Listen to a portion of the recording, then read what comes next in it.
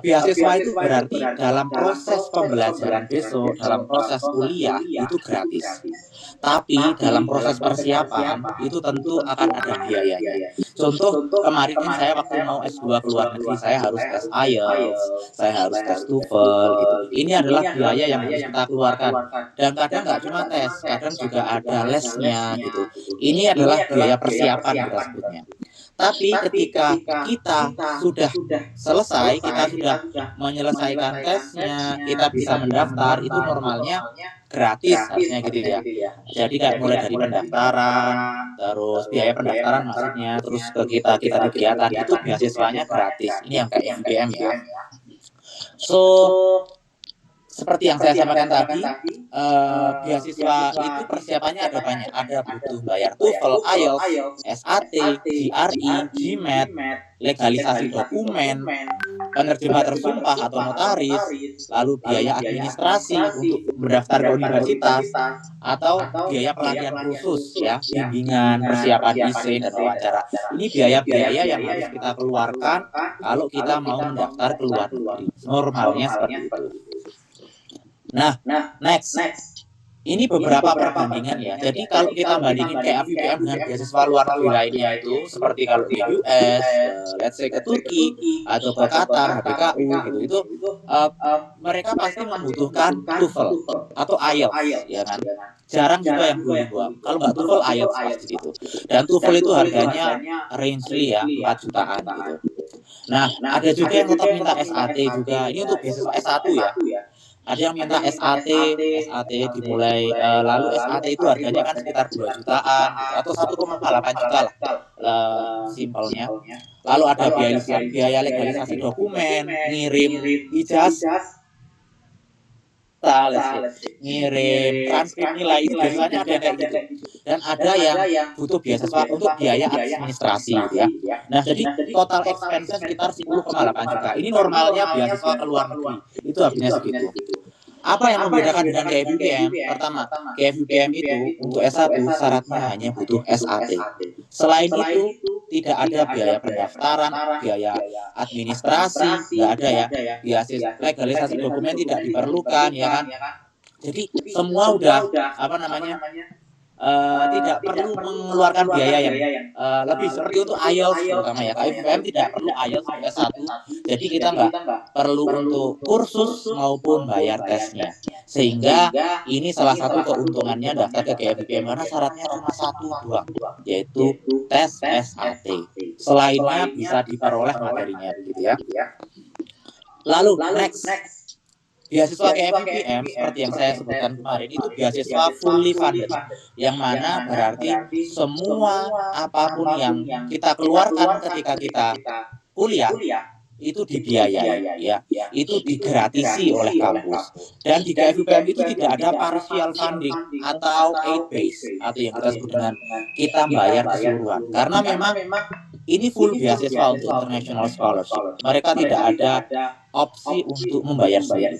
Kita dapat biaya kuliah gratis, kita dapat asrama untuk tinggal di dalam kampus, wifi, transportasi, uang saku bulanan 1.000 SAR, asuransi kesehatan di rumah sakitnya KFUPM sendiri, lalu tiket pesawat keberangkatan itu ditukar, kepulangan dibelikan, ya kan? Lalu tiket pesawat PP selama musim panas. Jadi selama musim panas kita bisa pulang gratis, dikasih selama 4 tahun, berarti 4 kali pulang gitu ya kan. Lalu akses laboratorium, pusat olahraga, makanan murah, dan pertukaran pelajar ke luar negeri gratis. Jadi ini coverage yang ditawarkan oleh KFUPM. Jadi sangat luar biasa banyak benefitnya, jarang orang tahu. Karena apa?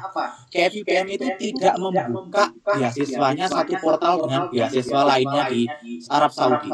Semua di Arab Saudi itu pakainya studi in Saudi, tapi KFUPM tidak. Mereka pakai websitenya sendiri, sehingga tidak banyak yang tahu, yang pertama. Yang kedua, lebih prestisius.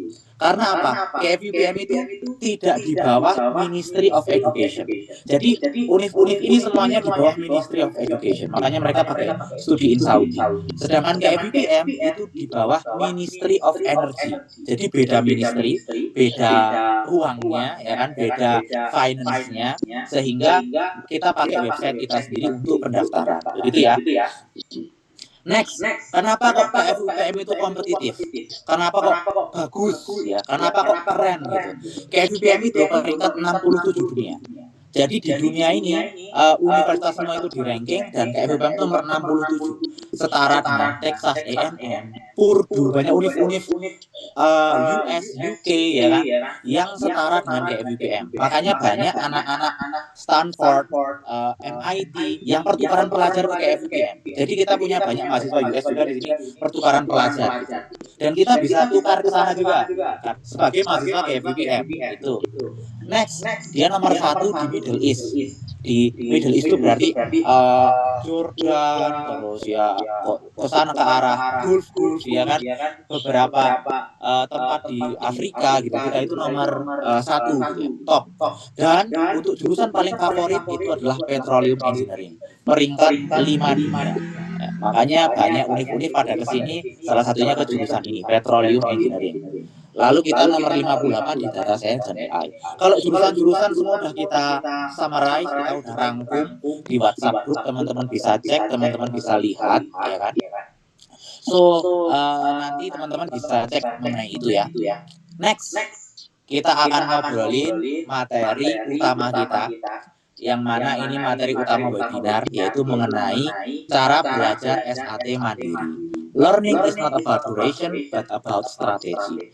Jadi saya catatkan satu pokok utama dari SAT mandiri itu adalah strategi. Oke. Sebelumnya kita udah tahu ya, SAT itu Scholastic Assessment Test, tes standar internasional untuk menilai kemampuan berpikir kritis, logis, dan pemecahan masalah. Tes ini dipakai di semua universitas-universitas bergengsi. Jadi kalau punya skor SAT itu nggak cuma KFUPM yang menerima. Oke? Ada di Turki, ada di Singapura, ada di Qatar, ada di US, ya kan, itu menerima SAT sebagai syarat untuk dapat beasiswa atau diterima beasiswa. Ya, itu ya. Oh, ya satu lupa aku belum mention ya. Kalau mau daftar beasiswa ke luar negeri, normalnya kita nyari LOA dulu ya. LOA, Letter of Acceptance. Cuma di KFUPM itu kita nggak perlu LOA. Jadi kita cuma perlu daftar langsung gitu dan nanti dapat scholarship-nya. Itu salah satu yang membuat daftar KFUPM lebih simpel. Oke, kembali ke laptop. Jadi di KFUPM itu pakai SAT, dan SAT itu terdiri dari reading and writing. Itu pakai bahasa Inggris ya, evidence based reasoning. Lalu math, problem solving and data analysis. Nah, jadi total waktu pengerjaan soalnya itu 2 jam 14 menit, terdiri dari 54 soal reading and writing in English plus 44 soal matematika dengan skor maksimal 1.600. Oke. Next. Lalu gimana Kak kita harus memulai belajar SAT mandiri? Nah, sebelum lari maraton, kita harus tahu di mana posisi kita start. Posisi kita mulai itu ada di mana? Karena kita harus tahu SAT itu pertama bukan tes hafalan, itu tes logika dan pemahaman, ya kan? Dipakai di seluruh universitas di dunia, dan kita akan belajar cara belajar mandiri yang efektif. Jadi bukan cuma teoretikal ya. Jadi kita pertama harus tahu di mana posisi kita. Saya itu bahasa Inggrisnya itu cukup nggak sih? Saya itu matematikanya itu udah bagus nggak sih? Nah, kita itu perlu tahu ini gitu loh. Karena kita harus mulai titik start. Saya yakin di sini nggak cuma kelas 12, ada kelas 11, ada kelas 10, mungkin masih SMP. Loh, jadi berarti SMP bisa mulai belajar dong Kak? Bisa banget, karena justru memang universitas bergengsi di US, MIT, mereka tuh malah belajar udah dari SMP dulu. SMP udah mulai belajar mereka, nyiapin kegiatan-kegiatan volunteering mereka. Ini beda ya topiknya mungkin. Cuman ini cuma sebagai gambaran, jadi belajarnya itu harus dimulai sesegera mungkin gitu. Itu yang paling penting. Tapi kalau dibilang, loh jadi kelas 12 telat dong Kak? Enggak juga gitu. Cuman untuk membiasakan belajar, membiasakan dengan soalnya, itu akan lebih bagus kalau lebih awal, lebih early gitu, lebih dini untuk mempelajarinya. So, step pertama, kenali diri. Kita harus mulai evaluasi diri kita secara pribadi gitu. Caranya gimana? Nah, lakukan diagnostic test atau tryout SAT mandiri untuk tahu posisi awal. Tryout SAT itu bisa di mana aja. Cari online yang gratis, mungkin ada teman-teman bisa cari di banyak sumber, ya kan? Di internet, di Instagram, dan kayak gitu. Lalu atau oh iya saya mau belajarnya lewat bimbingan belajar, ya kan? Itu juga bisa. Mereka juga kadang memberikan fasilitas tryout, ya kan? Untuk starting point biar kita tahu di mana posisi kita. Atau pakai tryout berbayar. Contoh kemarin kita juga ngadain tryout, itu bisa dipakai untuk apa? Untuk tahu di mana kita harus memulai. Karena kita harus tahu setelah kita melakukan tesnya, kita harus tulis 3 hal. Yang pertama, apa bagian yang merasa paling sulit? Kak, saya merasa kok matematikanya itu biasa aja sih. Cuman bahasa Inggrisnya kok susah. Oke, ini salah satu catatan kita nih. Berarti kita punya topik evaluasi awal mula, kan? Atau Kak, saya susah semuanya nih Kak. Saya matematikanya juga nggak bisa, ininya nggak bisa. Oh berarti kita lemah di matematika juga. Gitu. Jadi kita harus tahu titik startnya. Kita harus tahu kita itu dimulai dari mana dulu belajarnya nanti. Yang kedua, apa yang membuat waktu kamu habis? Jangan salah loh, di reading and writing itu banyak soal-soal pengejo. Kalau kita dulu tuh belajar IELTS ya, itu kita harus tahu soal mana dulu yang harus kita kerjakan ya. Oh kita mau ambil soal-soal grammar dulu. Oh kita mau ambil soal-soal mengenai sinonim, antonim gitu dulu. Jadi itu akan membuat kita kerja lebih cepat. Kadang kita terfokus pada soal-soal yang rubrikal panjang gitu kan. Ada panjang, ceritanya kita baca semuanya, habis waktu kita di sana. Karena ingat, untuk tes SAT ini ada waktunya, maksimum 2 jam 14 menit. Jadi kita harus menggunakan waktu 1 menit setengah, 1 menit 11 detik ini untuk setiap soal. Sehingga kita harus melakukan soal ini secara efektif. Apalagi SAT itu kalau salah itu tidak ada pengurangan nilai, berarti harus kita isi semua. Jadi kita harus atur strategi juga gitu. Jadi apa yang membuat waktu kita habis? Kita harus tahu nih. Oh saya waktu tes kemarin saya terlalu lama baca soal readingnya, sehingga saya malah soal-soal lainnya nggak terjawab. Nah, inilah fungsi dari tryout, gitu ya. Nah, apa yang paling sering salah? Oh ternyata setelah saya lihat kunci jawaban dari tryout kemarin, saya salahnya di area di area algebraiknya, di area perhitungannya, final resultnya, di math-nya gitu, di bagian spesifik formulationnya gitu. Nah ini akan jadi bahan evaluasi buat kita. Oh saya ternyata lemah di matematika di area ini, di soal-soal yang modelnya seperti ini, ya. Jebakan-jebakan yang seperti ini. Nah ini akan menjadi bahan evaluasi dan kita bisa mulai membuat peta belajar. Nah, peta belajar ini kita pakai untuk bahan belajar ke depannya. Seperti yang saya bilang tadi, evaluasi dari proses tryout-nya gitu. Kelemahan-kelemahan kita yang kita kumpulkan ini nanti akan bisa menjadi kekuatan kita ke depannya. Jadi jangan berharap langsung berhasil gitu. Justru kita memang harus punya banyak kesalahan sehingga kita nanti tahu mana yang harus kita pelajari. Itu yang harus ditanamkan. Yang kedua, buat rencana belajar. Soalnya nggak typo ya. Buat rencana belajar. Buat teman-teman semuanya, ini tergantung gini. SAT itu bergantung dengan seberapa sering kita berinteraksi dengan soal-soalnya. Let's say kita masih punya kewajiban belajar setiap hari, Senin sampai Jumat di kelas gitu. Kita harus manage waktu untuk belajar SAT. Contoh, bagi waktu. Bagaimanapun harus ada waktu belajar SAT setiap harinya, 30 sampai 60 menit. Ini harus wajib, karena kalau setiap kali terputus, berarti kita kehilangan kesempatan, kita kehilangan peluang untuk sukses SAT. Ini harus diingat ya. Lalu bagi hari menjadi 3 hari fokus reading dan writing, 3 hari fokus math, lalu 1 hari nanti kita review. Oh, ternyata setelah saya review, saya merasakan seperti ini. Oh, ternyata hasilnya saya jadi lebih paham gitu. Jadi nggak cuma belajar terus, tapi review. Caranya review gimana Kak? Tenang, kita udah siapin soal-soal beserta kunci-kuncinya. Nanti teman-teman bisa pakai untuk review, ya kan? Belajar lagi. Lalu coba buat timeline besar. Oh ya, aku mau mulai belajar serius nih. Minggu pertama sampai kedua aku mau untuk memahami tipe-tipe soal. Jadi soal-soal di SAT itu tipenya seperti apa sih? Cara ngerjainnya seperti apa sih? Lalu minggu ketiga sampai keempat latihan soal secara fokus.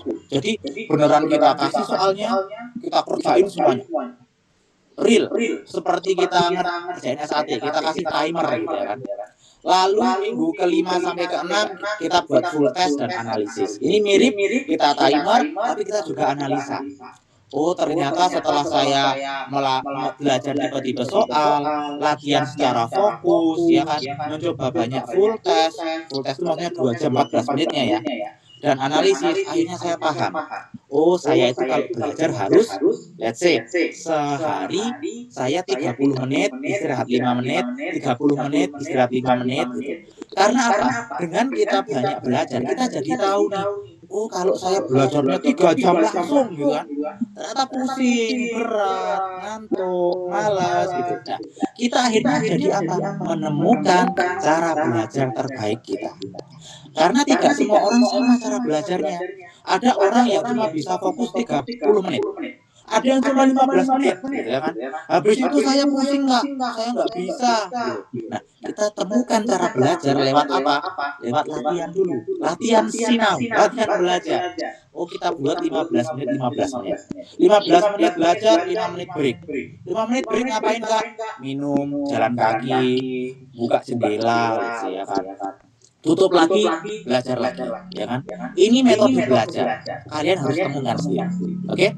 Nah, ada catatan di bawah ini. Yang penting bukan berapa lama belajar, tapi apakah kamu belajar dengan arah yang tepat. Nah, ini seperti yang kita omongin tadi ya. Nggak melulu belajar 6 jam sehari itu bagus, tidak. Tapi pastikan arahnya itu tepat. Kalau saya belajar 30 menit, 30 menit, 30 menit break, 30 menit break, itu saya ternyata lebih paham, lebih masuk informasinya, maka kita pakai cara ini arah yang tepat gitu. Jangan paksakan kepala kita untuk belajar yang membuat kita jadi jenuh, jadi stres. Kita harus tahu cara untuk memanage ini gitu. Let's say saya ngantuk Kak, saya senang main Mobile Legend gitu. Ini nggak haram kok untuk enjoy gitu, maksudnya bermain video game let's say. Cuma kita harus tahu kapan gitu ya. Mungkin saya mau belajar 2 jam Kak, lalu saya break 1 ronde main game let's say, seperti itu. Atau 1 ronde saya mau hafalan aja lah, saya mau baca Quran gitu, atau saya mau apa gitu. Ini boleh gitu.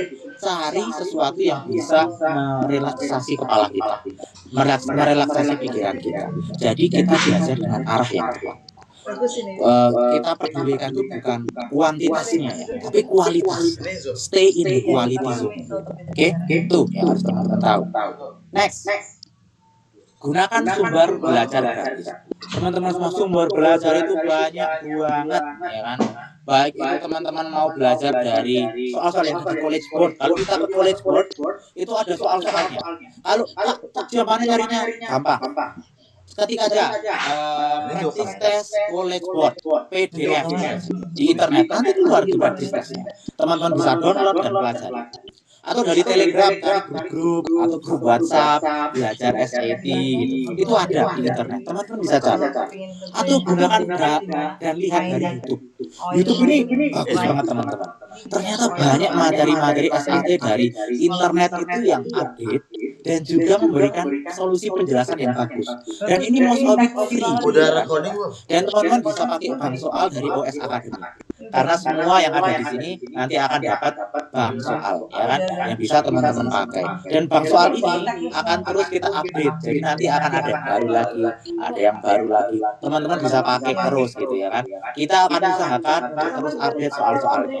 Apalagi soal-soal tes SAT bulan sebelumnya kita akan masukkan ke sana gitu ya kan. Seperti itu ya. Nah, ini contohnya salah satu platform pembelajaran online. Saya lihat kemarin ada dari Your SAT Coach. Ini bagus. Dia memberikan penjelasan yang menarik dilihat mata, nggak membosankan, nggak menjenuhkan. Dan ini cuma salah satu dari sekian banyak ya. Jadi saya cuma berharap teman-teman yang punya akses internet tentu yang bisa. Lalu gimana kalau teman-teman anak-anak kita di pondok, Kak? Nah, mungkin caranya ketika anak-anak sedang pulang, mereka bisa akses internet, mereka bisa belajar sambil les gitu kan. Sambil les belajar mandiri. Kok aku belajar mandiri 30 menit jenuh, Kak? Lalu buka ini let's say ya kan, lihat video gitu. Oh, ada cara gini. Ini bagus membiasakan gimana kok kita itu enjoy itu dengan menonton video SAT. Saya melihatnya aja senang loh video SAT ini karena mungkin passionnya di matematika ya. Jadi ketika melihat penjelasannya, oh ini jebakan-jebakannya gitu. Ini seru gitu. Nah, makanya teman-teman bisa pakai gitu, online platform ini. Dan ini nggak melulu di YouTube, ada di Instagram, di TikTok let's say. Ini materi mengenai SAT. Ini luas bisa diakses. Jadi teman-teman pastikan ketika saya mau mencari relaksasi, saya mau nyantai itu nggak nonton video-video lucu ya, tapi nonton kayak gini, nonton SAT, gimana cara menyelesaikan jebakan-jebakannya. Ini seru kok, asli. Saya lihat. Next, langkah keempat, latihan dengan pola yang sama seperti ujian asli. Ketika teman-teman sudah terbiasa dengan belajar, pastikan ketika kalian mencoba full test itu gunakan timer dan format CBT, ya kan? Entah itu teman-teman buat sendiri, teman-teman rancang sendiri, atau teman-teman mau print soalnya, ya kan? Jadi ada soal-soal ini bisa di print untuk teman-teman yang di pondok, nanti dibawa ke pondok untuk belajar, bisa, ya kan? Ini boleh dipakai, ya. Jadi latihan itu pakai soal-soal resmi, soal-soal yang bagus, ya kan? Ya nggak harus resmi sebenarnya, cuman lebih baik resmi, ya kan? Sehingga lebih terstruktur soal-soalnya. Lalu hindari hafalan dan fokus pahami pattern reasoning. Jadi kadang kita malah hafalan. Kita ulang-ulang satu soal terus menerus gitu. Soal itu nggak akan keluar lagi gitu. Kita harus mempelajari pattern reasoningnya. Oh, yang dia mau itu apa sih? Yang dia maksud itu apa sih? Yang dia mau kita cari itu apa sih? Ini maksudnya pattern and reasoning. Dan soal itu berulang ya. Karena materinya akan berubah, tapi patternnya akan mirip, gitu. akan sama gitu. Ini yang harus kita pelajari. Kalau kita banyak membaca soal, kita akan merasakan, wah lah ini yang ditanyakan ini sama seperti soal yang dulu itu. Patternnya yang kita pelajari. Setelah kita latihan sesuai dengan waktunya, jamnya, kita harus analisis. Jenis soal yang salah. Apa sih salah-salah kita itu di mana sih? Soal-soal yang kita itu salah di mana sih? Lalu topik matematika mana yang belum kita kuasai sehingga kita bisa kuatkan, ya kan? Lalu waktu pengerjaan perbagian ini penting. Oh ternyata kemarin saya di setiap session itu habisnya 2 menit, padahal habisnya cuma 1 menit. Berarti saya udah mengemakan waktu di soal lain. Dan itu soal apa sih? Oh mengenai ini. Oh saya coba untuk cari lebih banyak soal-soal mengenai ini. Dan teman-teman bisa pakai bantuan juga AI. Contoh ChatGPT, ya kan? ChatGPT juga bisa membantu kita untuk memberikan beberapa soal-soal. Let's say ada satu soal yang kita kesulitan nih. Kita bisa minta ChatGPT itu untuk memberikan soal yang mirip. Jadi contoh nih, soal ini konsultasi, tak foto, cekrek, tempel ke ChatGPT, bilang ke ChatGPT, buatin aku 5 soal dengan pattern seperti di atas, gitu. Dengan cara pengerjaan seperti di atas. Jadi kita jadi terbiasa mengerjakan, ya kan? Oh, maksudnya gini, gitu. Memahami proses pengerjaannya, gitu. Ini salah satu cara dan metode ya. Ini kok salah saya soalnya, susah ini. Oh, sekarang saya udah tahu cara jawabnya. Ternyata yang seperti ini. Cekrek foto, tempel ke ChatGPT, nanti minta ChatGPT buatin soalnya, kita ulang lagi. Ini salah satu cara metode belajar. Jadi, metode belajar mandiri itu banyak dan mudah gitu. Oke ya.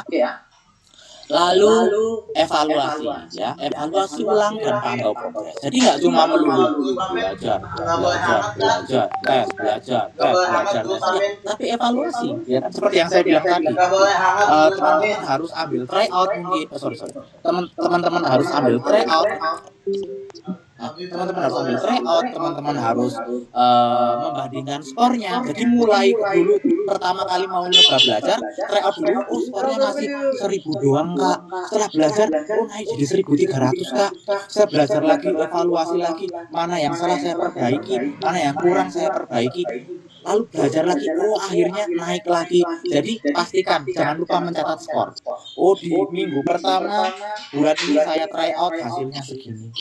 Oh di minggu sekian saya belajar segini. Oh naik ternyata. Jadi evaluasi saya berhasil. Ini yang harus kita ingat.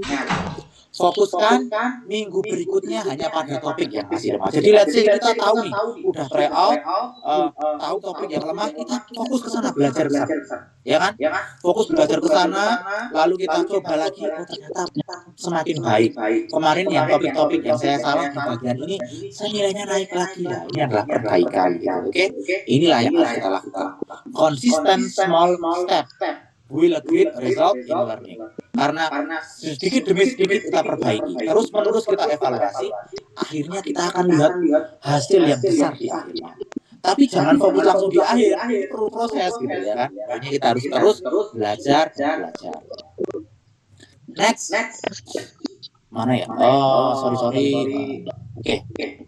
Nah, kita lanjut ya, belajar SAT mandiri udah selesai. Kita lanjut ke proses masuk ke FIPM. Kita udah tahu, kita jelasin di webinar. Tes ke FIPM itu prosesnya 3. Submit nilai SAT, maksudnya submit itu mengirim nilai SAT, mengirim essay, mengirim surat rekomendasi. Habis itu teman-teman kalau berhasil itu akan dapat tes matematika ke FIPM. Habis itu akan dapat wawancara atau interview. Wawancara atau interview ini sebenarnya dia cuma menguji kemampuan bahasa Inggris kita. Dan normalnya kalau udah sampai di titik ini teman-teman akan lolos, 90% lolos. So ini peluang terbesarnya ada di SAT sama matematika ke FIPM. Ini yang harus dicatatkan ya, sama IC. Oke. Mat ke FIPM itu materi matematika yang sebenarnya tergolong setingkat SMA, bahkan lebih mudah daripada SAT matematika. Jadi mat ke FIPM tes setelah tes keduanya ini lebih mudah daripada tes SAT yang isinya soal matematika itu. Lebih mudah mat tes ke FIPM. Nah, topiknya itu apa? Aritmatika dasar, aljabar, eksponennya seperti materi-materi ini. Kita udah siapkan buat teman-teman materialnya. Kak Anissa, bantu tolong di mute teman-teman yang ini dong ya, biar tidak mengganggu. Oke.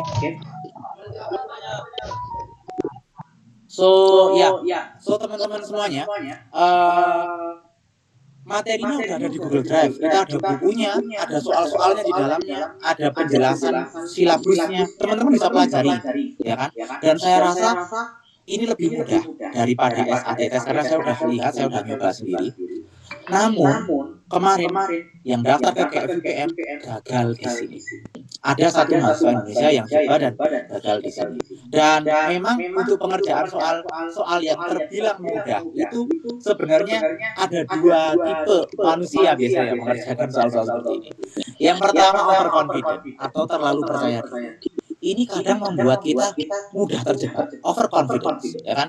Makanya ketika mengerjakan soal-soal yang tergolong mudah, biasakan untuk teliti, cermat, karena ada jebakan-jebakannya gitu. Ada trapnya, jangan sampai kita masuk ke dalam jebakan. Oke? Ini yang harus kita pahami. Satu. Yang kedua, terlalu ragu-ragu. Ini juga masalah karena musuh kita adalah terlalu percaya diri dan ragu-ragu. Nah, ragu-ragu ini menyebabkan apa? Kita jadi terjebak juga dalam kasus yang sama gitu. Kita jadi nggak tahu ini mana ya. Jadi gimana tipsnya Kak untuk ngerjain mat ke FIPM? Caranya adalah dengan teliti dan hati-hati. Karena untuk tes math ini soalnya cuma 15, ya kan? Dan kebanyakan mereka bisa benar semua. Kalau salah satu masih mungkin diampuni. Salah 2, 50% chance diterima hilang. Salah 3, kemungkinan ditolak. Nyaris yakin pasti ditolak. Karena apa? Bayangin, SAT semua kan bagus, ya kan? Math-nya semua bagus, ya kan? Makanya nilainya jadi kompetitif, ya kan? Kita nggak boleh membuat kesalahan di math test. Gitu. Tenang aja, materinya udah kita siapin, nggak perlu pusing. Oke? Itu ya. Next, mengenai essay dan interview KFUPM. Jadi setelah itu, tadi kan kita udah ngomongin, ketika kita submit nilai SAT, itu ada essay. Dan setelah itu ada tes math, habis itu interview KFUPM. Essay dan interview KFUPM ini, itu terkorelasi. Terkorelasi itu maksudnya mereka itu akan saling berterkaitan. Oke? Nah, pertanyaannya sebenarnya mengenai apa sih, Kak? Pertanyaannya mengenai tentang diri kamu. Siapakah? Oke? Pertanyaannya seperti, why did you choose KFUPM? Why did you choose this major? Ya, ini kan menanyakan diri kita. Seberapa kita kenal KFUPM? Oh, saya pilih KFUPM karena dikasih tahu Kak Nurdin. Nah, ini kan jawaban yang kurang tepat ya. Kita harus cari tahu, oh ternyata KFUPM itu peringkat 5 petroleum engineering di dunia. Makanya saya apply. Nah, ini kan kita tahu dari apa? Dari webinar, dari baca di website, dari informasi-informasi di internet. Jadi kita harus cari gitu. Why did you choose this major? Ya kan? Kenapa kok kamu pilih major ini? Oh, saya pilih karena disuruh orang tua gitu. Nah, ini kan jawaban yang salah, gitu kan? Jadi kita harus memiliki jawaban apa? Yang bagus, berasal dari diri kita sendiri, karena penilaiannya adalah originalitas. Nggak boleh pakai ChatGPT buatnya, nggak boleh pakai AI, karena kalau pakai itu langsung ketahuan dan dicoret.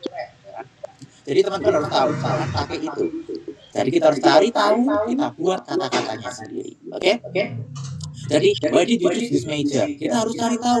Oh, karena saya punya cita-cita menjadi ini, dan saya suka materi ini. Saya selama SMA belajar ini, ikut kegiatan ini. Ini alasan-alasan yang kita miliki untuk memilih suatu jurusan.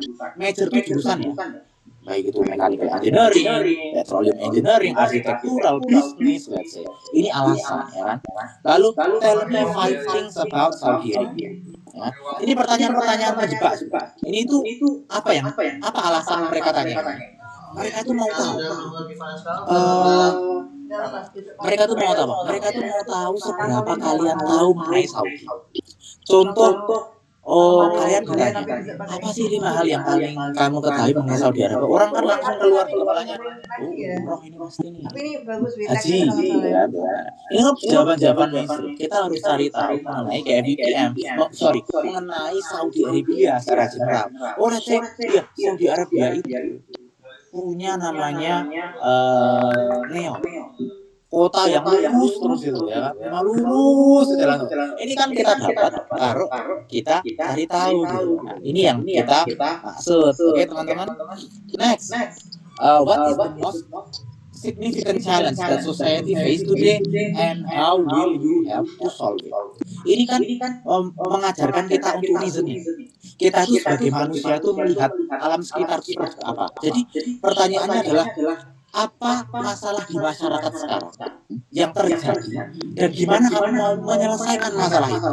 Mungkin dengan jurusan yang kamu pilih, gimana kok jurusan kamu itu bisa menyelesaikan masalah yang kamu temui saat ini? Nah, ini pertanyaan-pertanyaannya gitu. Jadi teman-teman semua bisa mulai cari tahu nih, apa sih masalahnya, lalu gimana sih cara aku mau menyelesaikan masalah ini, karena mereka mau melihat seberapa besar positivity kita di masyarakat gitu, seberapa peduli kita di masyarakat, dan nggak harus sudah kita lakukan, yang mau kita lakukan, ya kan?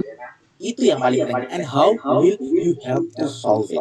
Dan bagaimana kamu mau menyelesaikannya? Jadi bukan berarti, saya belum ngapa-ngapain ya. Memang belum ngapa-ngapain. Tapi dari yang kamu lihat, kamu tuh mau ngapain? Itu. Oke? Next. Tell us something that is meaningful to you and why. Ini pertanyaan tentang diri kamu. Apa yang menurutmu hal yang paling meaningful dalam dirimu, ya kan? Dan kenapa? Alasannya. Ini tuh bagi saya belajar ke luar negeri itu meaningful, ya kan? Alasannya apa? Karena saya ingin membantu menyejahterakan masyarakat saya kembali ke negara saya, atau saya mau berkarir untuk menyelesaikan masalah-masalah apa gitu. Jadi it is something, belajar is something meaningful kok. Because karena itu membuat saya terbebas dari jurang kebodohan.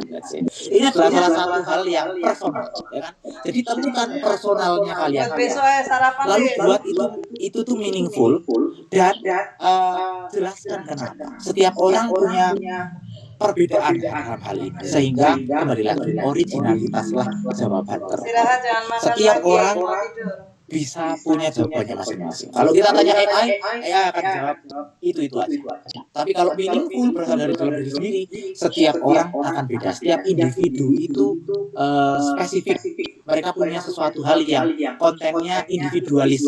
Ini yang mereka cari. Apa mengenai dirimu gitu, ya kan? Lalu, how did you spend your last 2 summer? Ini pertanyaan yang akan ditanyakan mengenai diri kalian. Kalian tuh ngapain sih? Kalian tuh punya kegiatan yang bagus gak sih? Oh, saya ikut bootcamp coding. Oh, saya ikut jambore nasional gitu, ya kan? Ya.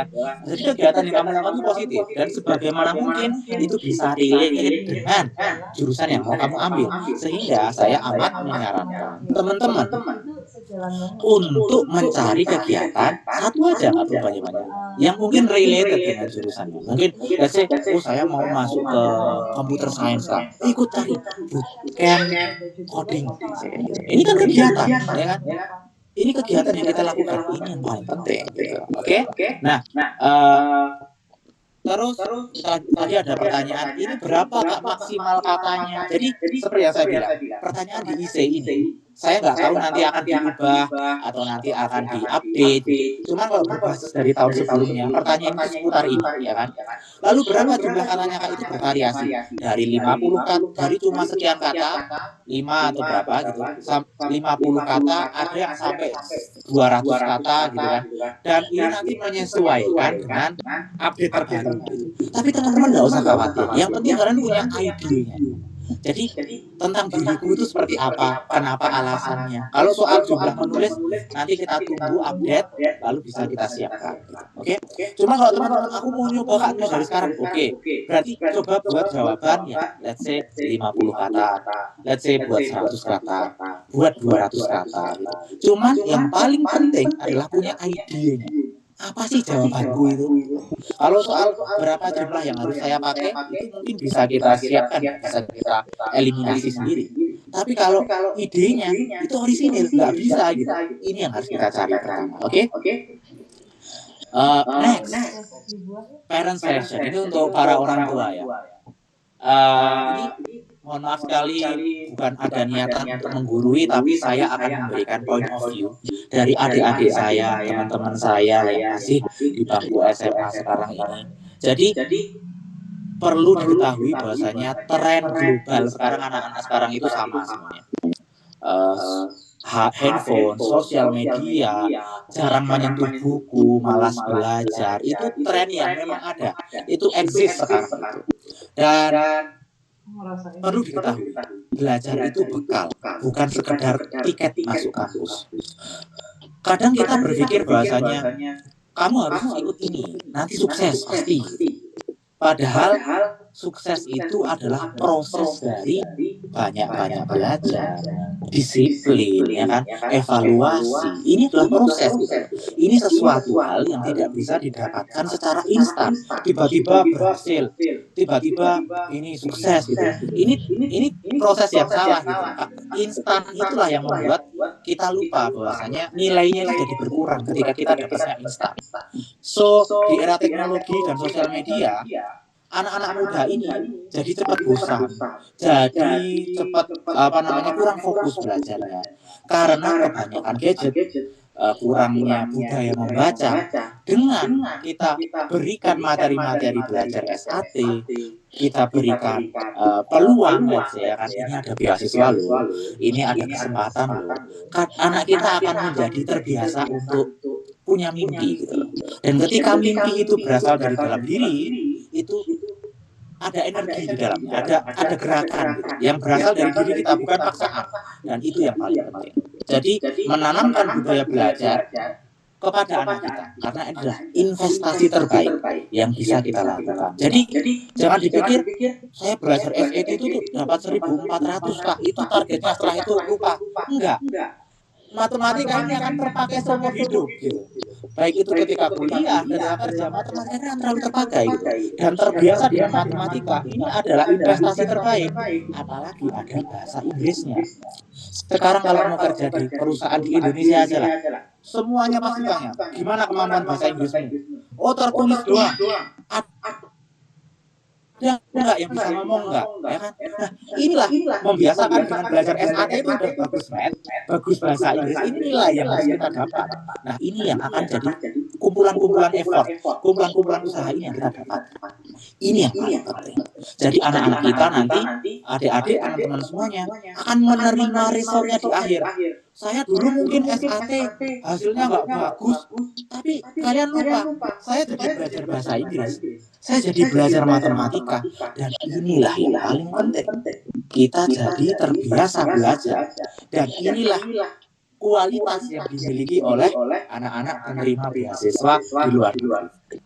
Kemauan untuk belajar, semangat untuk belajar, gagal mencoba lagi, terus berusaha. Ini kualitasnya.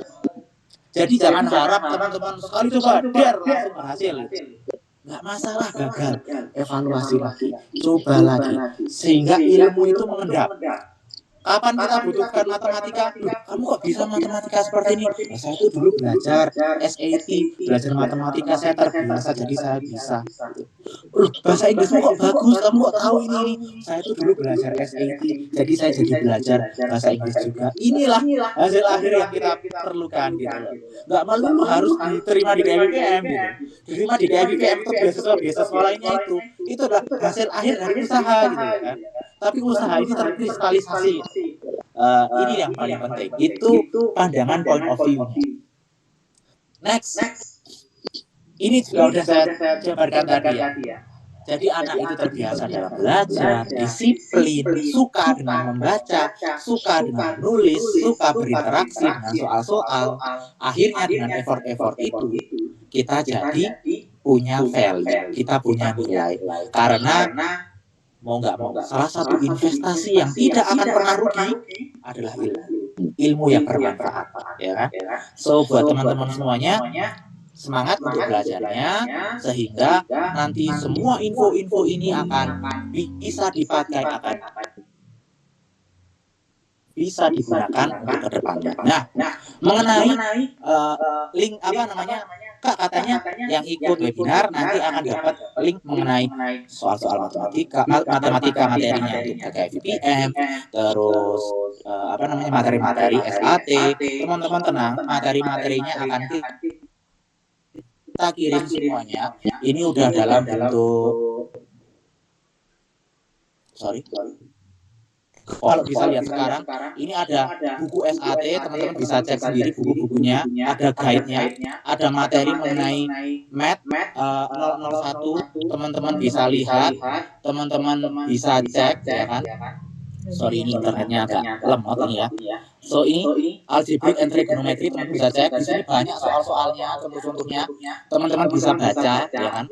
Terus ada praktis, ini ada SAT bulan kemarin, teman-teman bisa baca-baca sendiri, ya kan?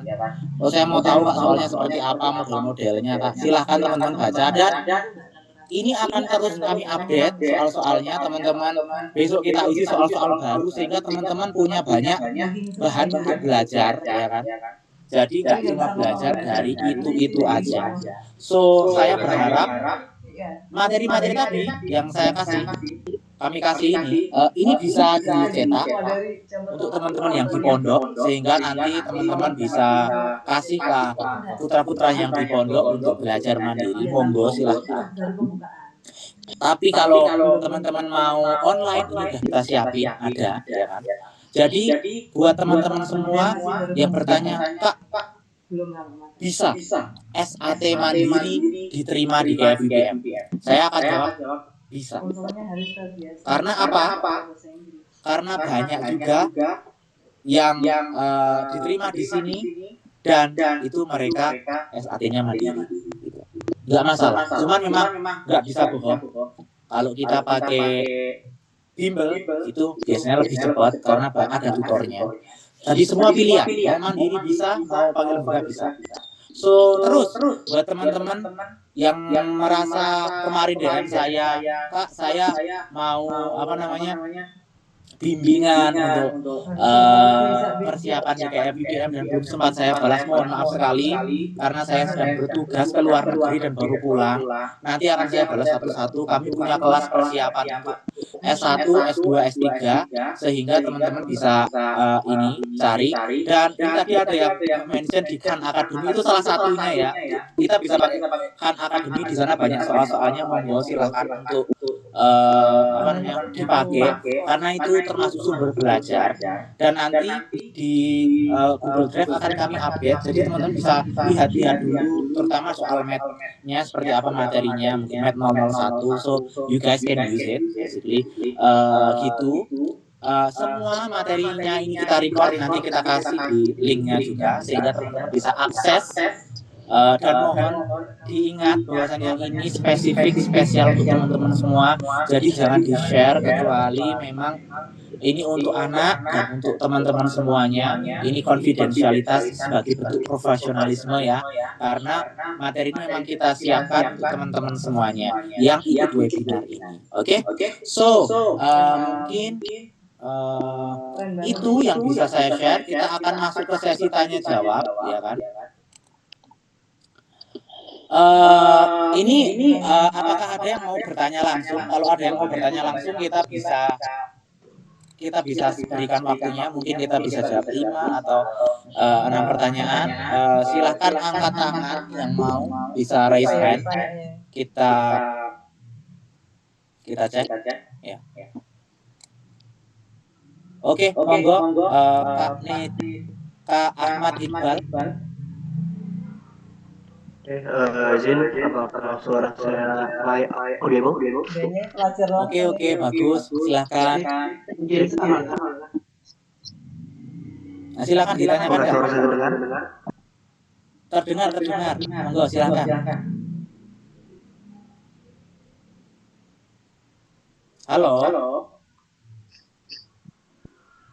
Oke, mau tanya apa ya? Bingung aku. Halo Kak Ahmad. Halo. Oke, silakan ditanyakan. Apakah suara saya terdengar, Kak? Terdengar. Silakan ditanyakan. Boleh, itu kan terbuka untuk umum. Rasanya terbuka untuk umum. Oke, izin Kak, aku mau nanya masalah tentang beasiswa dari KFUGM-nya itu sendiri. Apakah dari sebelum kita pergi sana atau lulus ke KFUGM itu sudah ditransferkan uangnya, atau uang beasiswa itu setelah kita sampai di sana baru diberikan? Jadi kita berikan uang pribadi dulu, baru nanti digantiin sama uang dari universitas. Oke, jadi untuk beasiswa KFUGM kita itu di reimburse tiket pesawat kita datang ke sini. Jadi sampai datang nanti kita ditukar uangnya. Dan kalau udah jadi mahasiswa nanti ada uang welcoming. Jadi diterima langsung dikasih duit, ya kan? Di kampus di sini. Nah, lalu nanti setiap bulannya ditransfer 1.000 real. Jadi kalau ditanya harus siap duit ya Kak, memang harus siap duit. Terutama untuk beli tiket pesawat ini gitu, ya kan? Karena tiket pesawat prosesnya reimburse. Nanti kita bawa bukti pembayarannya, kasih ke kampus tukar uangnya gitu. Jadi memang harus ada persiapan uang, mungkin sekitar 8 jutaan, 7 jutaan untuk tiket ke Dammam naik pesawat. Cuman kalau pinter nyari, saya kemarin teman ada yang dapat cuma 5 jutaan. So ya, kembali lagi ya, ini harus disiapkan gitu. Oke, next. Kak Timothy. Oke, assalamualaikum Kak. Waalaikumsalam. Kak, saya mau tanya nih, kalau di KFUPM itu ada kayak skripsi gitu nggak ya Kak? Soalnya kalau di Indo kan ada gitu buat pusing gitu kan. Atau lebih mudah atau untuk kayak bisa ketemu rektornya gitu. Dosennya itu lebih enak atau ada tapi tidak menyulitkan siswanya gitu. Terima kasih Kak. Oke, so di KFUPM itu paling mudah itu bertemu dosen, karena setiap dosen itu wajib punya office hour. Setiap hari dia harus punya 2 jam kalau nggak salah, office-nya dibuka, entah itu supervisornya kakak, maksudnya pembimbingnya kakak gitu kan, itu harus buka mau nggak mau gitu. Jadi pasti bisa ditemukan, itu satu. Yang kedua, S1 itu nggak ada skripsi, mereka pakainya final project ya.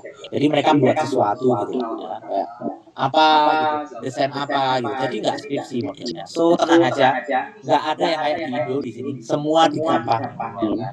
Nggak usah khawatir. Itu ya Kak Timothy. So lanjut kita tanyakan ke Kak Trista. Silakan Kak Trista. Ya, assalamualaikum. Terima kasih. Ada 3 poin yang mau saya tanyakan ini Kak. Pertama, surat rekomendasi yang dimaksud ini apa ya? Oke, langsung 3 aja Kak. Oke, terus yang nomor 2 itu deposit uang ketika pemberangkatan itu berapa? Biasanya kan kalau ke luar negeri itu kan ada deposit uang yang mengendap ya, seperti kalau ke Jerman itu 100 juta gitu, kalau ke Korea juga sekitar segitu. Kemudian yang ketiga itu untuk ujian math internal di KFUPM ini langsungkan di lokasi atau online, begitu juga wawancaranya apa online juga. Itu aja, terima kasih. Oke, nomor 1 tadi apa ya?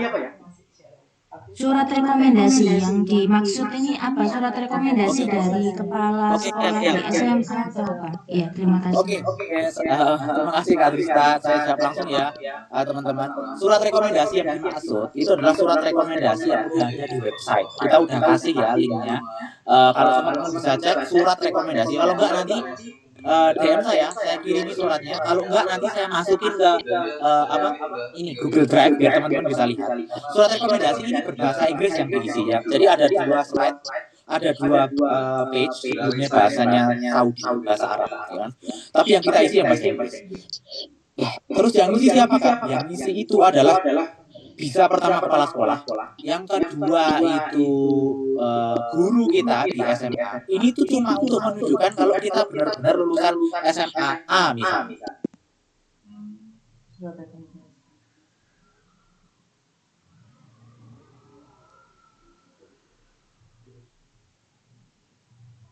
Internetnya dia jelek kita. Baik, maaf teman-teman semuanya, mungkin Kak Nurdin sedang terkendala sinyal ya. Jadi mohon menunggu. Oh gitu. Aku sih sekarang lebih fokus agak les kalau saya sekarang. Jadi kenapa aku tadi bilang sejak. Halo teman-teman, saya kedengeran nggak ya? Saya kayaknya terputus ya. Iya, terdengar. Halo. Iya, terdengar Kak. Halo, tes. Bisa? Suara saya Terdengar Kak. Halo. Ya. Dengeran Kak. Halo, sorry. Saya kedengeran nggak? Kedengeran Kak. Oh ya, sorry. Internet saya terputus. So, jadi di KFUPM ini kita nggak perlu dan tidak rekening awal. Jadi kita bisa terus kita sisanya itu kalau nggak salah habisnya sekitar 3 jutaan kalau nggak salah ya sisanya. Itu harus kita konversi 3 juta itu dari pocket ini. Selain itu udah nggak ada mungkin yang kita perlukan. Dan tiket pesawat. Jadi mungkin persiapan untuk 5 kita perlu dana awal dan nanti yang tiket pesawatnya ditukar.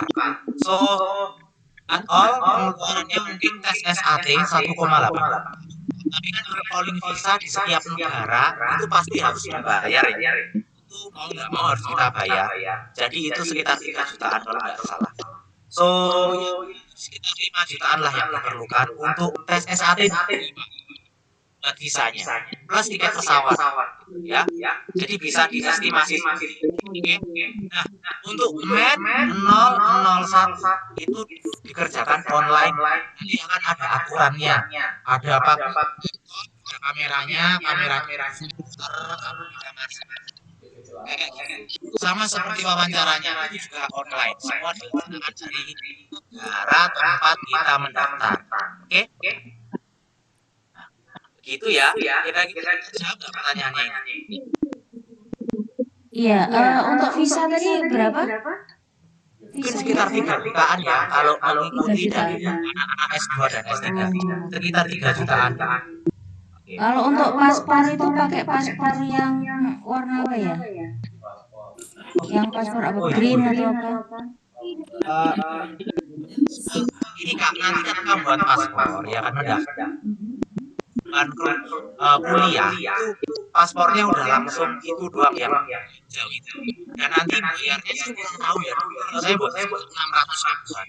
Jadi mungkin nanti bisa dengan DM ke saya. Nanti saya kirim link buat paspor dan kira-kira nanti bisa di check out sendiri. Sekarang transfernya itu pakai M-Banking kalau nggak salah. Kemarin kemarin ada syarat-syarat terbarunya. Itu ya Kak. Sering ada yang tanya tips wawancara. Masya Allah. Tadi sempat kita share ya tips wawancaranya ya. Kalau bisa saya sampaikan mengenai tips wawancara. Mau daftar. Sebenarnya wawancara di GFM ini mirip-mirip lah, mereka sama-sama dengan wawancara beasiswa. Nanti akan saya buat satu file khusus mengenai sehingga teman-teman bisa baca-baca. Nah, wawancara KFUGM itu sebenarnya yang mereka cari mereka kemampuan kita berbahasa Inggris. Sehingga kita harus membiasakan ngomong pakai bahasa Inggris. Karena apa? Kita melihat seberapa fluent, seberapa lancar kita ngomong pakai bahasa Inggris. Ada orang kalau ngomong pakai bahasa Inggris itu mereka my name is I am karena pertanyaan itu semua selalu sama. Tell me about yourself. Ya kan? Ceritakan kepadaku. Jadi kita harus memperkenalkan diri. Saya namanya Muhammad Nurdin. Saya asalnya dari Jogja. Saya SMA di mana ya? Saya tinggal di mana gitu. Ini something that kita harus sesuatu yang kita harus pelajari. Cara belajarnya gimana Kak? Pertama, ikut mock up interview. Jadi banyak mock up interview, baik itu offline, pakai jasa. Kalau teman-teman ikut kelas saya itu ada mock up interview juga. Ini bukan iklan, ini contoh gitu ya. Nah, jadi teman-teman bisa pengalaman interview yang sebenarnya itu seperti apa. Ketika ditanya seperti ini, jawab seperti apa. Sehingga kita perlu mentor, sebaik-baik punya mentor atau paling punya teman untuk komunikasi pakai bahasa Inggris. Jadi kalau kita terbiasa ngomong di rumah sama hello ma, how are you, ini akan membiasakan kita memakai bahasa Inggris sehingga ketika nanti kita interview, ketika kita nanti menjawab pertanyaan interview itu kita cagak terbata-bata. Jadi tipsnya apa? Pertama, cagak untuk ngomong, ya kan? Kak Nisa, tolong dibantu di mute ya teman-teman yang unmute ya. Pertama, jadi kita terbiasa untuk ngomong pakai bahasa Inggris. Saya biasanya dulu mencari teman di sini ada Kak Indri dan Kak Fatimah, ya kan? Mereka punya sama-sama mendaftar ke FIPM, ya kan? Terus kalau mereka persiapan ya. Nah, ketika persiapan mereka sering ngomong bahasa Inggris. Halo Fatima, what is your preparation right now? How is your studying in SAT going on? Jadi ketika kita punya teman yang punya misi yang sama, kita belajar. Ini salah satu tipsnya. Yang kedua, pembiasaan bahasa Inggris di sekolah kita cari kalau kita ngomong bahasa Inggris itu kita nggak malu-maluin. Inggris kamu pakai Inggris cari misi yang sama. Ketika kita ngomong bahasa Inggris, dia juga mau membalas. Jadi kita terbiasa. Ketika wawancara nanti kita jadi mudah. Inilah caranya ya. Nanti akan saya tulis semuanya secara detail. Tadi seperti yang saya sampaikan, pertanyaan saya itu sama mengenai diri kita sendiri, oke? Dan ini yang harus kita latih, baik itu mulai dari menulis maupun ngomong, ya kan? Jadi teman-teman harus bisa menjawab pertanyaan-pertanyaan. Begitu ya? Oke, semoga terjawab.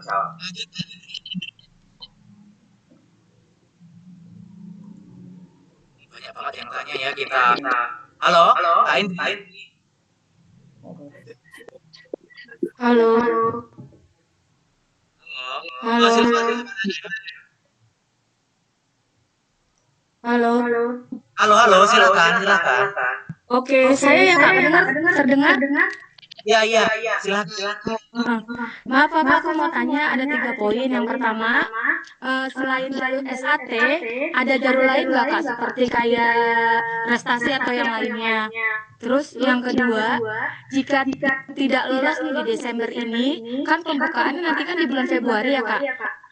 Kira-kira kalau misal skornya saya kurang, misalnya berarti kan saya tidak bisa ikut di Februari ini ya.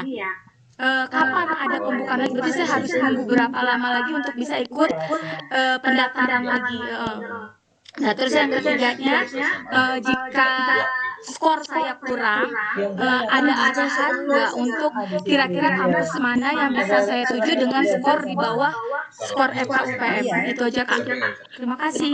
Oke, pertanyaannya saya jawab ya. Masuk ke FIPM mahasiswa internasional di jalur SAT, tidak ada jalur membayar sendiri. Itu satu, ya kan? Nah, FIPM punya jalur Olimpiade. Di website itu Olimpiadenya udah ditentukan ya, namanya ISEF atau ISEF, gitu ya kan? Cuma itu yang mereka terima. Dan kalau teman-teman ikut Olimpiade itu langsung dapat, yang menang langsung invitation letter. Itu ya. Lalu nggak bisa dapat Februari ini gimana Pak? Februari tahun depan mereka buka lagi. Dan di FIPM itu pengumuman itu cepat, 2 bulan doang. Oke? Nah, Kak, kalau skornya kurang gimana? Saya bisa dapat skor gimana? Tenang, nanti setelah kami akan menyiapkan opsi-opsi untuk teman-teman sehingga teman-teman bisa daftar di beberapa beasiswa tentunya masih menerima nilai SAT, walaupun mohon maaf mungkin nanti coverage-nya nggak akan sama dan persyaratannya mungkin justru nambah lagi. Tidak masalah. Oke, kami akan cari solusinya. OS Academy akan membantu coaching beasiswa lain. Jadi mohon optimis, tetap belajar karena nilai SAT tadi akan berguna di beasiswa manapun akan diterima. Oke, so semoga nanti bisa follow up lagi dengan kami. Nanti saya lagi di grup jawab pertanyaan-pertanyaan, jangan khawatir. Itu ya Kak Indri, semoga menjawab. Kita lanjut dulu ya. Kak Neneng. Kak, tadi Indri saya loh Kak, malah dia loh. Maaf, izin Kak. Ini, sorry. Tadi yang dipanggil Kak. Nggak tahu saya Kak. Ini yang Indri saya tadi sebenarnya. Pakai nama istri saya. Oke. Ya, silakan. Oh ya, ini Kak. Ya jadi gini Kak. Kan persyaratannya kan 1350 ya SAT-nya. Nah, kan kemungkinan yang akan daftar dengan nilai 1350 up itu kan banyak. Nah, yang akan dipilih nanti seperti apa Kak? Yang akan dipilih oleh FKUPM itu Nah, terus kalau seandainya misal dicoba, bisa seandainya misalnya anak-anak ini dapat nilai di atas 1.400 gitu ya. Nah ini dari Kak Nudin sendiri bisa dapat rekomendasi nggak sih? Oh ya ini bimbingan dari Kak Nudin atau gimana gitu. Jadi ada nilai tambahan dari UPM terhadap anak-anak, dan nanti mungkin kan tadi ada banyak tes juga ya, kayak tadi misalnya ada wawancara segala macam. Nah kalau seandainya kita ikut, kan kebetulan anak saya juga daftar bimbingan ya, nanti apakah ada pendampingan khusus dari Kak Nudin dan tim untuk misalnya jawab pertanyaan tadi ya, misalnya kayak wawancara, mungkin nanti ada pembuatan esai dan lain-lain. Apakah nanti ada bantuan pendampingan juga kalau seandainya nanti saya lolos untuk nilai SAT-nya gitu kan. Mungkin itu Kak. Terima kasih Kak. Oke Kak Putri, jawabannya adalah akan ada banyak 1.300 pasti, sehingga kita harus jaga-jaga. Maksudnya jaga-jaga itu apa? Kita harus siap. Kemarin ada juga yang skor minimum itu 1.400 gitu ya kan. Untuk penerimaan itu 1.400 paling rendah seingat saya. Tapi saya juga dengar yang 1380 tapi di periode yang sebelumnya diterima. Jadi memang tergantung dengan euforianya itu satu. Jadi caranya ya mau nggak mau kita harus mencoba untuk lebih dari itu. Tapi kalau 1.350 pasti gagal ya Pak, enggak juga kayak gitu. Karena di poin-poin lain punya nilai. Contoh math itu punya nilai sendiri. Makanya ada yang satu tapi lolos, ada yang benar semua tapi juga juga terima, itu ada karena contoh SAT-nya jauh. Aku 350 pas gitu. Tapi harus bersaing dengan 400 terus math-nya salah satu soal aja. Jadi penilaian punya tetap hanya komite gitu. Ada poin-poin yang punya nilai, contoh IC ya kan. IC itu beda. Kalau IC outstanding berarti ada poin outstanding. Nah, saran komite berikan assignment ini kan kita nggak tahu in detail, cuman kita tahu poin-poinnya, poin nilainya. Contoh IC nggak boleh pakai AI, itu akan dibilang nilai. Yang harus kita tahu, jarang orang tahu, kebanyakan mereka ini penting untuk kita tahu, sehingga kalau dibilang dia kan nilai mutlak yang pasti diterima, jawabannya tidak ada, tapi minimal 1.350 dan nanti nilai-nilai lain di math test dan essay, dan setiap nilai untuk teman-teman tahu dosen di Saudi itu kalau udah suka ini mereka ambil karena mereka memang punya objektivitas. Contoh nih, kok ini objektif ini bagus ya, consideration-nya itu ada, sehingga buat teman-teman semua nggak usah berkecil hati ya kan, tetap dicoba, tetap didaftar, sehingga nanti ketika memang rezeki memang kita di sini insya Allah akan dapat. Let's say SAT-nya cuma 1.300 ya kan, nggak ada yang impossible gitu, karena setiap yang punya nilai dan nilai itu banyak adalah komite. Dan kalau dibilang nanti kalau ikut akhirnya pasti diterima, mohon saya sampaikan, saya itu tidak memberikan jaminan sama, tapi saya akan pastikan teman-teman ada di dalam boundaries orang-orang yang diterima di KFUPM. Boundaries itu maksudnya contoh IC-nya ini saya tahu masuk ke sini gitu. IC-nya saya belajarnya yang ini jangan arahkan ke sini. Ini juga saya gitu. Saya interview nanti jawabnya seperti ini gimana Pak? Jangan masuk ke sini interview, arahkan ke arah sini. Ini saya memperbesar peluang.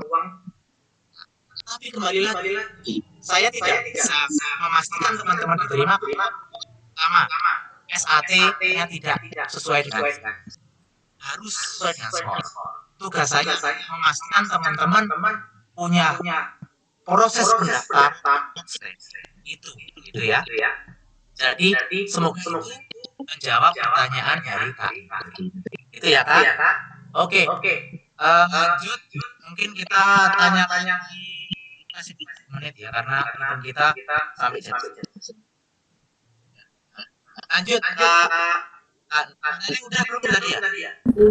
Belum Kak. Oke, Kak Neneng, silakan Kak. Baik, Assalamualaikum warahmatullahi wabarakatuh. Waalaikumsalam. Saya izin bertanya mengenai 2 hal.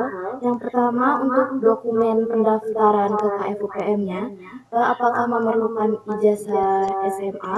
Karena kalau buka pendaftarannya itu kan di Februari ya, Januari, Februari. Nah di bulan itu sekolah saya belum mengeluarkan ijazah SMA-nya. Lalu apakah ada dokumen lain? Nah, terus kalau ada dokumen apa saja dan apakah harus diterjemahkan oleh penerjemah tersumpah? Itu untuk poin yang pertama. Lalu untuk poin yang kedua, itu kalau misal skenario terbaik kami anak-anak semua di sini diterima di KFUPM, kan seperti yang sudah dibilang sebelumnya, rutenya dari sini naik pesawat dulu dengan uang poket masing-masing. Nah, apakah akan ada rute yang disediakan oleh universitasnya seperti bandara mana yang harus kita tuju, dan dari bandara itu kita harus naik apa ke universitasnya, ke kampusnya itu apakah ada? Terima kasih. Oke, Kak Neneng. Yang pertama ya, semua informasi mengenai requirement itu udah ada di ini ya, di deskripsi grup WhatsApp ya. Jadi tolong nanti dibaca lagi. Dan untuk mentionnya, pertama tidak perlu karena memang daftarnya sebelum lulus. Jadi nggak perlu ada ijazah. Dan mengenai dokumen yang harus ditranslatekan, sejauh ini memang belum ada. Cuman kembali lagi nanti menyesuaikan permintaan kampus ya. Sejauh ini yang saya tahu tidak ada. Dan tenang aja, kalian kasih waktu. Nanti semisal akhirnya mereka sekarang butuh di translate semua gitu. Let's say gitu kan. Kalian terjemahin. Cuman sejauh ini nggak ada. Karena maaf saya juga harus mention kebijakan Saudi Arabia itu volatil ya. Jadi bisa tiba-tiba sekejap. Contoh nih, yang kemarin let's say mereka bilang nggak perlu translate, terus mereka tiba-tiba pengen ditranslate, itu bisa. Cuman nggak akan masif gitu. Atau langsung tiba-tiba kalian diterima terus nggak jadi gitu. Enggak, tenang aja. Itu. Jadi semua persyaratan yang ada di. Cuman kalau mau daftar ke luar negeri lebih baik dari sekarang mulai membuat paspor itu diperlukan ya. Yang kedua, nanti rute tenang. Nanti teman-teman dari King Fahad, dari daerah manapun, biasanya di Jakarta ya atau Surabaya ya, itu ke King Fahad International Airport. Cuma satu arah doang. Kadang ada yang transit di Dubai gitu kan. Nggak masalah sih, ya kan? Karena nanti itu tetap satu perjalanan, satu invoice. Jadi itu yang nanti kita siapkan. Jadi nggak melulu siap mampir ke Doha dulu, nggak apa-apa. Yang penting nanti tiket dari tempat dari Indonesia ke King International Airport tidak. Jadi nggak perlu ke Riyadh, nggak perlu ke Jeddah. Biasanya nanti ke Doha atau ke Emirates, ke Arab tapi saya lihat juga ada yang direct langsung, sudah masalah. Lalu nanti kalau udah sampai di Bandung kampus gimana Pak? Tenang, nanti international club namanya ya kan, dia akan menyiapkan bus dari kalau enggak pakai taksi di sana juga bisa. Harganya 100 di sekitar 100.000. Jadi kalau berangkat bareng-bareng ngajak teman, nanti yuk kita berangkat di tanggal segini, nanti kita naksi bareng-bareng bisa. Dan anak-anak ini kadang juga memberikan bantuan.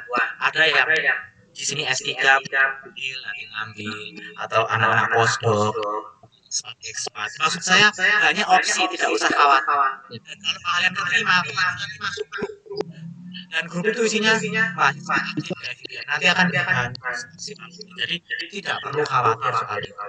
yang udah handle sama kampus atau nanti Indonesia. So, semoga itu menjawab pertanyaan ya. Lanjut ke Muhammad Najib S. Halo. Assalamualaikum Kak Wahid. Waalaikumsalam.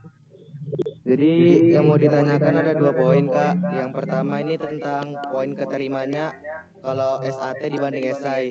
Ini kalau misalnya kita SAT dapat poin 1500 nih Kak, atau tinggi kan lebih tinggi. Tapi kita rating esainya ini kurang menarik Kak. Nah itu poin keterimanya itu gimana Kak? Masih tinggian kalau SAT atau rating esai? Nah habis itu yang kedua yang kedua tentang ini batas beasiswanya Kak. Beasiswanya ini kan biasanya cuma untuk berapa tahun aja. Nah itu dia ada waktunya Kak, habis atau selama kita kuliah itu dibiayain sampai selesai gitu. Nah sama kalau selama beasiswanya itu ada panduan nggak Kak sampai kita selesai kuliah? Sudah itu aja Kak.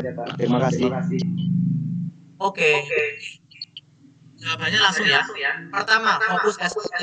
SAT paling penting. Itu yang paling penting. Oke, fokuskan semua energi ke SAT. Oke, lalu kamu bisa dapat SAT 1500 yaitu langsung terima sangat besar. Oke? Itu yang paling penting. IC jangan kasih AI. 1500 SAT saya sangat besar. Karena kebanyakan yang di sini SAT ada 1500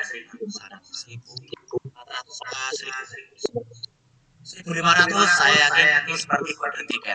Bagian hidup pernah ada. So it is ya. Tapi kembali lagi saya nggak bisa ini ya. Saya sudah peluang ini jadi besar. Jika kamu punya SAT 1500 besar. Lanjut. FBM cover biaya FBM cover biaya kamu sampai kamu lulus. Oke, sampai kamu selesai, tenang aja. Spesial sedikit pun itu. Lalu yang terakhir tadi mengenai apa namanya? Yang terakhir ya? Sorry. Tentang Kak, panduan beasiswanya itu kan kalau misalnya kita dibiayain sampai akhir kuliah, nah itu dia itu ada panduannya gitu Kakak. Oke. Begitu Saya jawab ya. Jadi nanti kalau terima beasiswa itu ada kontraknya. Kontrak itu menyatakan ini, saya beasiswa akan menerima beasiswa sejumlah ini dengan itu ada kontrak itu dikirim ke teman-teman yang lulus nanti dan itu siapa BBM ya kan, sehingga teman-teman nggak usah khawatir nanti di tengah-tengah tiba-tiba diputus beasiswa nggak bisa, karena teman-teman ada kontraknya, tenang aja, nanti akan kamu ya kontraknya nggak bisa putus sekarang, tapi coba nanti saya carikan. Cuman normalnya emang kalian akan jadi beasiswa ada benefit. Jadi misal nih, saya diterima di FBM untuk PhD, bisa daftar saya diterima. Terus dia kasih saya link. Ada nama saya, this is your benefit. Dalam bentuk PDF. Jadi tenang. Terus panduan selama kuliah gimana Kak? Package yang harus kalian ambil. Kelas-kelas yang kalian ambil sudah disiapkan. Ada bimbingannya, kelas-kelas yang elektif atau core nanti udah ada sendiri-sendiri. Jadi tenang, nggak perlu khawatir. Dan pasang badan. Oke? Wah ini udah azan maghrib, kita tinggal menit lagi ya. So nanti 5 menit. Satu pertanyaan terakhir saya ke chat. Oke? Lanjut. Siapa ini Kak? Lalu Zarif. Halo Kak Lalu. Mungkin yang lain Kak. Oke, yang lain. Kak, ini Kak Paula.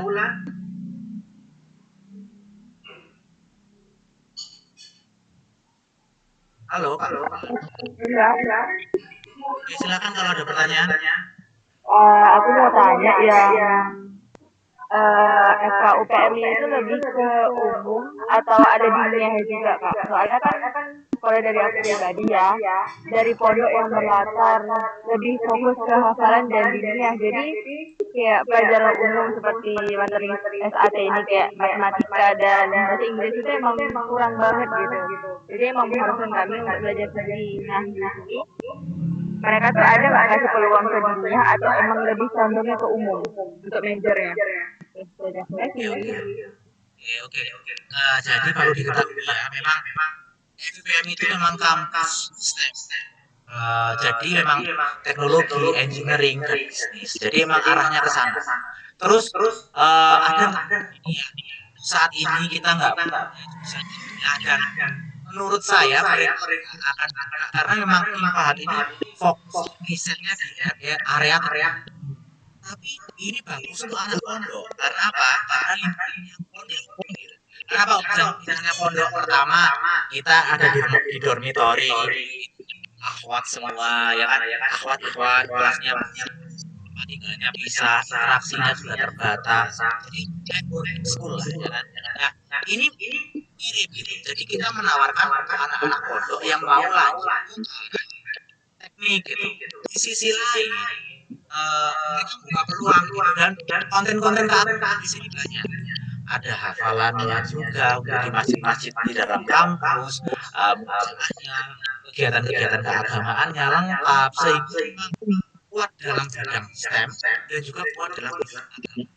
Jadi teman-teman usah khawatir ya, nanti hafalan saya gimana.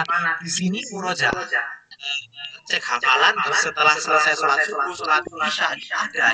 Jadi nggak usah khawatir. So ini yang harus teman-teman gitu ya. Mungkin itu untuk pertanyaan. Oke, sekarang ini saya jawab pertanyaan di chat ya. Izin tanya kalau ada yang bisa kontak mana ya? Nulis apa tadi? Bisa tanya ke saya apakah belajar SAT itu Nulis ya? sangat cukup more than enough, oke? And kita mulai dari paling bawah dulu. Apakah sudah bisa dimulai? Pertanyaannya, oke. Untuk anak kelas 2 SMP, apakah sudah bisa mulai dibimbing Kak? Suara saya ini ya. Sorry ya. Saya coba deketin lagi. Biar naik turun. Ya. Oke, pertanyaannya. Saya naik dari atas. Adanya anak-anak nilai SAT-nya di atas 1.400 nanti bisa dapat rekomendasi. Sudah saya jawab tadi ya. Untuk pendaftaran semua dokumen tidak perlu ditranslate ya Kak, sejauh ini tidak. Dan ketika daftar bisa dipilih sebanyak opsi karena ada opsi 20. Oke, kita lihat lagi besok kira-kira berapa ya ketika dibuka. Oke, next. Oke, syarat skor di bawah KFUM. Oke, nanti share. Oke. Jika tes SAT dengan satu kali tes bisa di KFUM menilai sekaligus. Teman-teman, tes SAT itu nanti hasilnya ada skor. Skornya kampus ya. Jadi bukan berarti daftar langsung ke KFUM. Tes SAT hasilnya bisa dipakai ke mana saja. Lalu terus teman-teman bebas mengerjakan terus di sini mau ke Eropa bebas, siswanya tidak mengikat, boleh kemana saja setelah lulus. Oke. FKUPM jurusan petroleum kita kerja bareng sama Saudi. Separuh orang Saudi di Aram FKUPM. Jadi ada kolaborasi. Sudah terjawab ya. Terus izin bertanya Kak, FKUPM nanti apakah bukan jadi sama? Sudah saya jawab. Kak, Februari ada lagi di bulan Februari tahun depan karena sekarang setiap tahun cuma satu kali setahun sekali. Kalau sebelumnya setahun 2 kali, sekarang setahun sekali. Sementara itu seperti iya nanti minta Kak Nisa ya Kalau info kursus bahasa Inggris, teman-teman info kursus bahasa Inggris bisa di mana aja. Tapi teman-teman butuh bantuan, mau belajar, butuh rekomendasi, DM ke saya nggak mau iklanin siapa. Monggo nanti dari saya coba carikan saya akan Ini balas jasa dari belum ke arah sana sih, Bi. Ini tuh tentang ya itu speknya ya. aja. Oke, Permisi Kak Wahid. ya Sampai ya janda oke. janda turun minyak semua. Tadi aku Tanya ya lalu lalu. pengen nanya sebenarnya tadi ada. Aku pengen nanya. Oke. Ask question ya. Waktu buat Kak Wahid saya tadi lebih preferkan wilayah sate, apakah portofolio masih proper digunakan? Portofolio itu maksudnya peluang-peluang maksudnya Portofolio lomba pernah ikut lomba. iya, karena ikut lomba juara dan sebagainya. Oke, saya ulangi ya. KFUPM itu tidak membutuhkan itu untuk pendaftaran kali ini karena memang isi itu. Oke. Cuman ini bisa dijadikan interview ataupun masukan di IC ya kan. Jadi ini bisa jadi yang bisa diterima tidak itu perlu olimpiade sertifikat apa doang gitu. karena memang ini jalur Kita IC menang lomba, ya. menang lomba yang Nilai SNM ini memberikan kesempatan apa pada yang nggak Tadi pernah ada. ikut lomba, yang nggak pernah kegiatan lomba kayak gini, tetap punya peluang yang sama. So itu nggak terkenal. Sama-sama. Skripsi tadi ada tulisannya ada di link Google, di link deskripsi grup nanti dicek ya. Sat mandiri maksudnya gimana? Satnya belajar mandiri. Tesnya lewat kulit. Maksud ya caranya tes lewat kulit gimana? Udah ada jawabannya. So ya pertanyaan-pertanyaan yang perlu dijawab teman-teman semuanya langsung lempar ke grup. Saya akan jawab satu-satu. Oke? So mungkin itu yang bisa saya sampaikan karena ini banyak banget. Saya takut nanti akan nggak habis waktunya, nggak cukup waktunya. Biar kita bisa bantu balas di grup ya teman-teman, karena biar semuanya baca, biar semuanya lihat, biar saya nggak mengulang-ulang. So itu seputar persiapan KPM. Saya mau sesuatu pada ini. Saya mau menyampaikan bahwasanya SAT itu bisa dipelajari bisa belajar semua sumber belajar. Teman-teman bisa mencari grup Telegram, di YouTube gitu. Sehingga nggak sewajib itu untuk ikut bimbel. Namun kalau memang dari sini saya perlu cepat, saya harus bisa cepat, harus pintar cepat. Perlu yang ngajarin monggo silakan. Cari dimanapun banyak bimbel SAT. Kalau mau rekomendasi DM saya kasih rekomendasi. Tapi kalau mau cari bisa. Dan kalau teman-teman butuh bimbingan mencari beasiswa atau bimbingan jurusan, bimbingan yang kurang motivasinya, kurang semangatnya untuk kuliah, untuk mencari beasiswa, bisa DM saya, nanti kita bantu, kita ada program-programnya, sehingga nanti kan bisa terfasilitasi. Dan di kelas itu semua pertanyaan-pertanyaan akan saya jawab dengan sebaik mungkin, sehingga teman-teman bisa berjinak pakai itu. Ataupun enggak, teman-teman tanya di grup nanti akan saya jawab. Jadi oke. So mungkin ini jam 91 menit. Nah, saya mengucapkan terima kasih untuk teman-teman yang ikut, yang udah meluangkan waktunya untuk ikut webinar ini. Terima kasih. Dan teman-teman nanti merasa bukan sesuatu bisa hit me up, bisa cari saya mohon maaf kalau ada yang kurang berkenan dan ada kesalahan ucap kata yang kurang berkenan teman-teman semua. Sekian dari saya. Wassalamualaikum warahmatullahi wabarakatuh. Nah, langsung ke grup WA aja ya teman-teman. Wabarakatuh. Makasih Kak. Udah komat nih, saya mau ngejar sholat masjid. Ya, Oke. Bye. Dadah. Thank you Kak. Bye.